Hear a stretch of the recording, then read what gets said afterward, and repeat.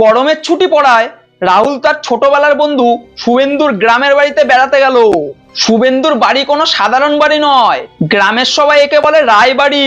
প্রায় 200 বছরের পুরনো এই জমিদার বাড়ি, বিশাল লোহার গেট, ভাঙা নাট মন্দির আর শ্যাওলা ধরা দেওয়াল, আর বাড়ির চারদিকে বিশাল বিশাল আম কাঁঠালের গাছ। বাড়ির একপাশে একটি পুরনো দোতলার অংশ বহু বছর ধরে বন্ধ। নমস্কার, আমি সঞ্জয় সাহা। আজকের গল্পে আমি আপনাদের শোনাতে চলেছি জমিদার বাড়ির বন্ধ ঘর।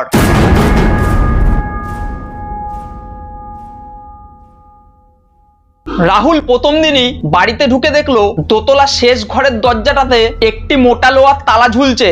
দরজার সামনে দাঁড়িয়ে শুভেন্দু বলল, ওইদিকে যাস না। রাহুল হেসে বলল, কেন? শুভেন্দু একটু থেমে বলল, ওইটা জমিদার বাড়ির বউ ঘর, এই ঘরটা প্রায় 50 বছর ধরে বন্ধ। রাহুল মজা করে বলল, ভূত টুত আছে নাকি?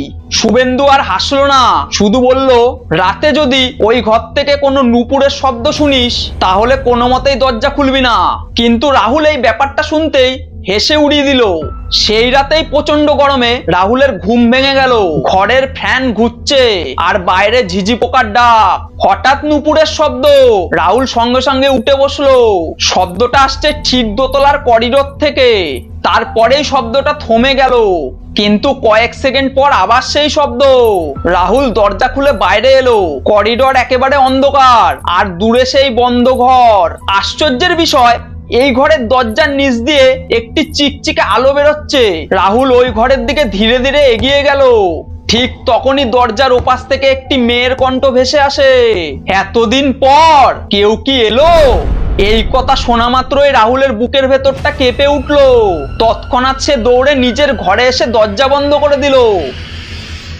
পরের দিন সকালে রাহুল শুভেন্দুকে এই পুরো ঘটনা বলতেই শুভেন্দু জিজ্ঞেস করলো, তুই কি ওর গলা শুনেছিস? হ্যাঁ শুনেছি। কি বললো? রাহুল পুরো কথাটা বলতেই শুভেন্দুর মুখ ফ্যাকাশে হয়ে গেল।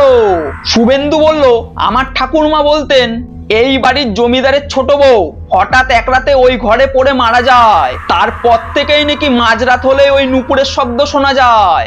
রাহুল বলল, তাহলে ঘরটা খুলে দেখা হয়নি? শুভেন্দু মাথা নাড়লো, না, কারণ তালাটা বাইরে থেকে লাগানো নয়।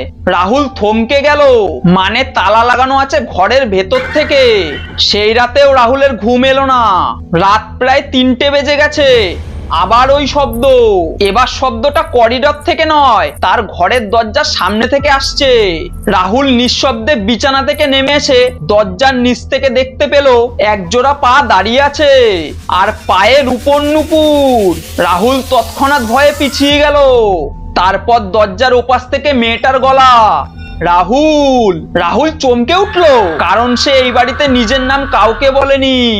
মেয়েটা আবার বলল, রাহুল দরজাটা খোল, আমি তোকে একটা জিনিস দেখাবো। কিন্তু রাহুল কোনো উত্তর দিল না। কয়েক মুহূর্ত পর ধীরে ধীরে ওই পায়ের শব্দ দূর হয়ে গেল। সকালে রাহুল শুভেন্দুকে বলল, আমি আজই বাড়ি চলে যাব। শুভেন্দু বলল, চল, যাওয়ার আগে তোকে একটা জিনিস দেখাই। সে রাহুলকে নিয়ে বাড়ির পুরনো একটি নতির ঘরে গেল আর একটা কাঠের বাক্স খুলে পুরনো ছবি বার করলো। ছবিতে জমিদার বাড়ির সবাই দাঁড়িয়ে। শুভেন্দু বলল, এই দেখ রাহুল, এটাই জমিদারের ছোট বউ।